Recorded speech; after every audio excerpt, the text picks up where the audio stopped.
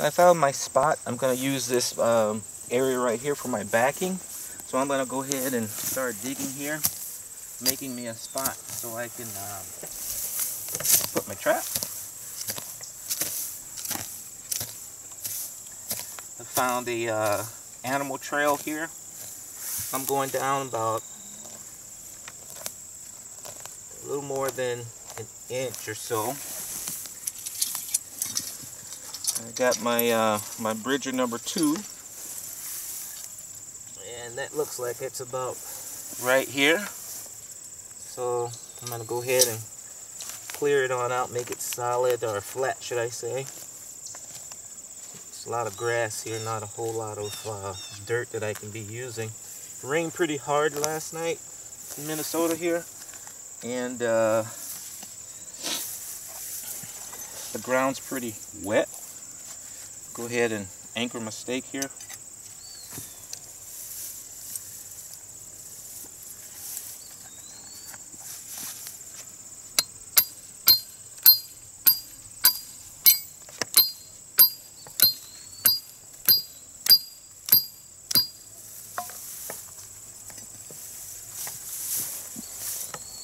It is set.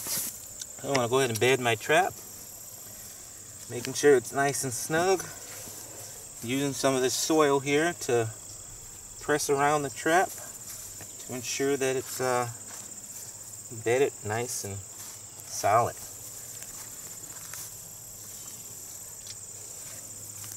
Also making sure that I don't have any grass or anything that's going to be impeding. Some of this peat moss to help me with that foundation here.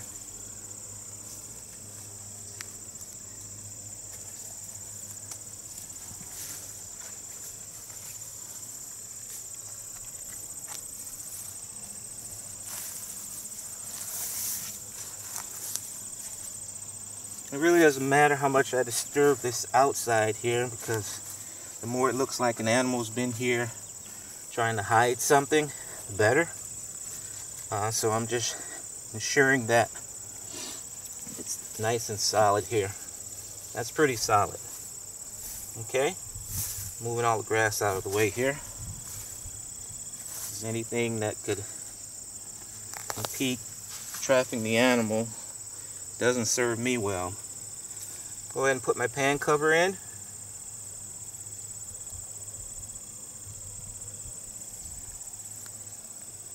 Actually, usually I just put it on top. I mean, I've caught animals with and without it.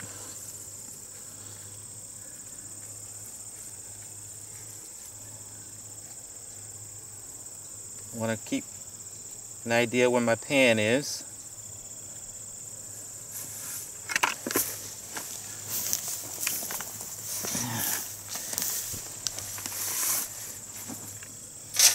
And I'll go ahead and put the rest of the peat here. Taking the chunks out and smoothing it down to ground level.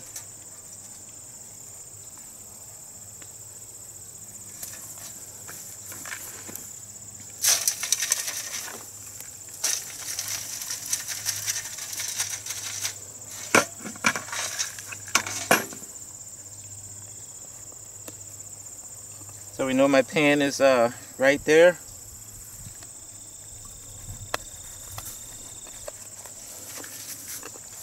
And take some of this vegetation and kind of make sure that it's camouflaged as possible. A lot of this brown grass here.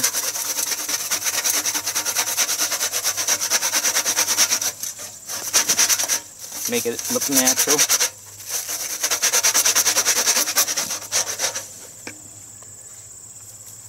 Moving the big pieces out of the way here. Alright. Go ahead and make my hole. I'm actually going to make a few. So we know my pan's right there. This is going to make the animal come around, so I'm actually going to put a hole here.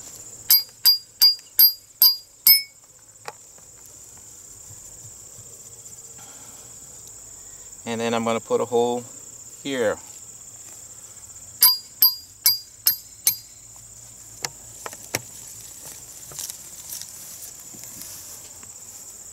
Two holes there. Go ahead and get my bait and my lure. Got some fox urine here. Kind of spray where I've been. Notice I got my knee pads on here. I'm going to take my gloves off so I don't get the smell on my other traps.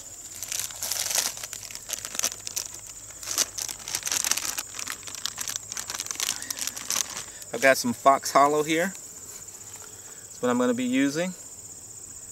And it's a Magnum animal lure. So it's for coyote, bobcats, and fox. You don't need a whole lot of this. I made the mistake of not closing the container up all the way. And it was in my car. I couldn't get that car smell out. Smell from my car forever and a day.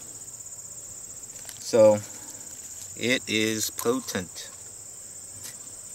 So I've got some sheep's wool here that I'm going to be using for my bait. I've actually got two types of bait here today. My wife made some buffalo wings, so she cut off the tip of the chicken. I'm going to be using that.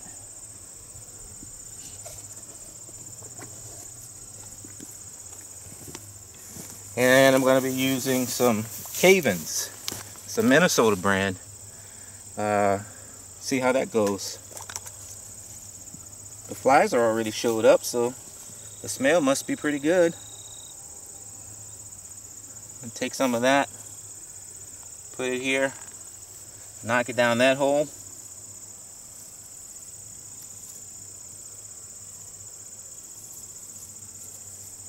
It's sticking to the little tongue here. There we go. And then one of those little buffalo wings I was telling you about, the tip. I'm going to throw that down the hole, push it with just a tad bit of bait here from what I just used. Get the sheep's wool, kind of put that in there too.